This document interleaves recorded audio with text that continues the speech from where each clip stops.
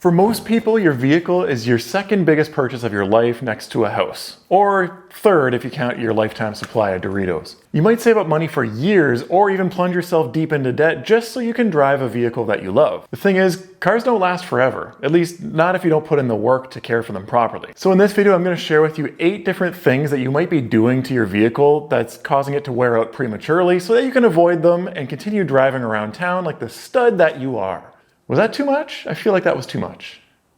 Maybe it was too much. The newest vehicle I own here is 18 years old. Both of our daily drivers are sitting at around 260,000 and 340,000 kilometers respectively. They seem to be holding up pretty well, and that brings us to the first thing to avoid.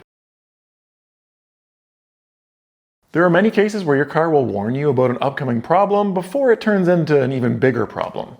Pay attention to that. Always be on the lookout for any noises or vibrations that are outside of the norm for your vehicle, and you should know it pretty well if you've owned it for a while. If your brakes are squealing and you didn't consciously upgrade to race pads that are meant to squeal, they're not just feeling cranky like your toddler when you make him wait an extra 2 minutes before you put his favorite show on. Daddy. I'm working on it! Modern brake pads have audible warning tabs built into them that are designed to come into contact with the brake rotor when the pad material wears down. That annoying squealing sound that's bothering you is literally your car telling you to change your brake pads. If you do it now, you can probably get away with just replacing the pads. Ignore it, and they're going to chew up your brake rotors too, resulting in a more expensive brake job. If your check engine light is on, don't just assume that it's the same intermittent code that keeps popping up from time to time. Or even worse, don't just assume that it's the gas cap and that everything is fine. That only works if the diagnostic code pertains to the evap system, i.e., your gas cap is actually the problem. The cause of your check engine light might not be a big deal, but it's important to scan it for codes to confirm that before you continue driving. Nice. Listen for any clunking or rattles whenever you hit a bump. These sounds are never normal. It's not supposed to happen. They're an indicator that something is worn out and it needs to be replaced. Paying attention to this can mean the difference between simply replacing a lower ball joint and having your whole wheel fall off, causing body damage and maybe even an accident. Just because you can't see it doesn't mean that it's not important. The condition of your undercarriage can actually dictate whether or not your car is worth repairing or it's destined for the junkyard, regardless of how shiny your paint is. Rust is like cancer, so we need to avoid it at all costs. Here in Ontario, where they salt the heck out of our roads, many of us will opt to get our undercarriages oil sprayed to protect them against rust. But that might not be necessary depending on where you live. But that doesn't mean you're off the hook. Road salt isn't the only threat. Regular dirt and mud are also corrosive. Not as bad as road salt, but they will cause rust as well. So you're going to want to, at minimum, rinse off your undercarriage every once in a while. Don't worry, you don't need to get in there with a toothbrush or anything. You just want to pressure wash any areas where dirt and mud tend to collect. Keeping your undercarriage clean can actually help with maintenance and repairs as well, because you won't have to cut every single bolt off with a friggin' blowtorch. If you're going to own a car, you have a certain responsibility to stay on top of routine maintenance. Things like replacing a timing belt or keeping your fluids nice and clean are referred to as preventative maintenance for a reason. They literally prevent damage from happening. Replacing a timing belt can be time-consuming, no pun intended, or expensive if you're paying to have it done. But that's nothing compared to the price of a timing belt breaking on an interference motor. Basically, the valves come into contact with the pistons, they get bent, and you're rebuilding your engine.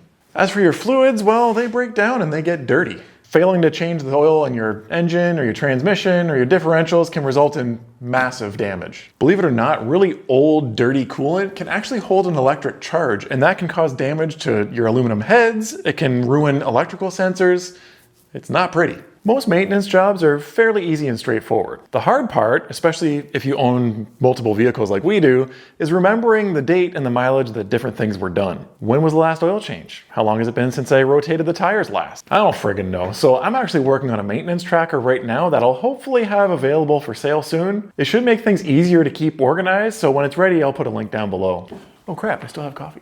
Forgot I brought a coffee out here with me. Yeah. Only use your brakes when you actually need them. Some people will lightly apply the brakes when they aren't really needed, just because, they want to maintain their speed, but they're not really trying to slow down. This is a bad idea. Don't ride your brakes. This is even worse when you're going down a steep hill and you just keep your brakes on the entire time to keep your speed down.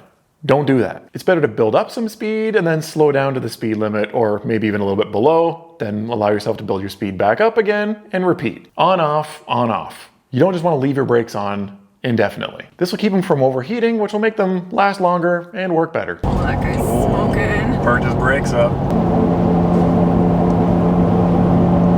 There are some people that use the brakes with their left foot because they think that it's going to somehow give them a quicker reaction time if they need to make an emergency maneuver. The problem with this, and the reason why I was taught not to do it all the way back when I was in driver training, is that it's too easy to accidentally rest your foot on the brake pedal without realizing it. This keeps your brakes on a little bit all the time, and once again, it'll overheat them. The other big issue here is that it's actually a safety concern, because since your brakes are always on, that means your brake lights are always on too.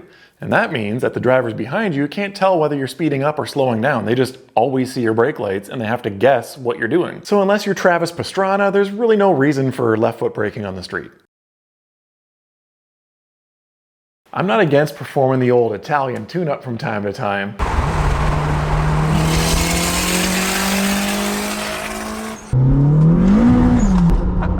But it's absolutely crucial that you let your engine fully warm up before any revving or aggressive driving. Cold oil doesn't lubricate very well. It's thicker, so it has trouble flowing throughout your whole engine. Cold starts are hard enough on your engine as it is, so adding a high-stress situation on top of that is just a recipe for disaster. So make sure you let it warm up before you rev the beans out of it to show off your new AliExpress fart cannon to your buddies. Wax sealant and ceramic coatings aren't just for detailing enthusiasts that love shiny paint. There's a functional purpose behind them too. They protect your paint against the sun's powerful UV rays. The sun can and will blister unprotected clear coat with ease. And in the event that that happens, the only fix is a trip to the body shop for a new paint job. Little side note, guys, don't listen to those people that claim that they can wipe clear coat on with a paper towel. They have no clue what they're doing. You also need to keep it clean, somewhat. Leaving bird poop or bug guts on your paint for a long period of time can actually cause them to etch into your clear coat. Sometimes you can get lucky and you're able to buff these out. Other times you're not so lucky. I've actually had a case where I attempted wet sanding a spot out of a clear coat, and even that didn't work. It was just etched in too deeply, and there's nothing you can do then at that point. Again, it's not about making your car look fancy, it's about keeping your paint from literally falling off. Don't forget to touch up any stone chips as soon as possible as well, because if they're down to the metal, it won't take long at all for rust to start forming.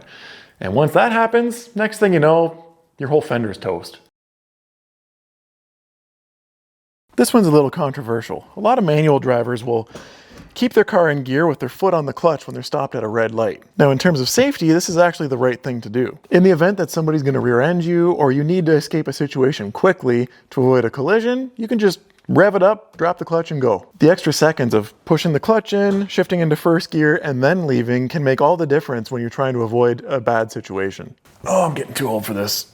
But just because it's a safer thing to do doesn't mean that there isn't also a downside. Since the throwout bearing is constantly engaged, it can potentially cause premature wear. So it's up to you. It really depends on what you feel is more important. Personally, I pop it into neutral, but that's just because the clutch on this car is absolutely crazy. I try to make up for this by being super aware of my surroundings so that I can predict early on if I'm going to need to shift into gear. Cars are meant to be driven, not sit still. And contrary to what some people believe, keeping the miles off of your car does not keep it from wearing out. It can actually do the exact opposite. Leaving it sit for too long can cause your battery to die, your rubber gaskets and seals to dry out, and your fuel to degrade. It's much better to take it out for a rip every once in a while. It won't increase the mileage drastically or hurt its value, and your car will be so much happier. If you want to learn more about what can happen if you don't drive your car enough, watch this video next to see what happened to my dad when he started driving the low mileage Camaro that he had just bought.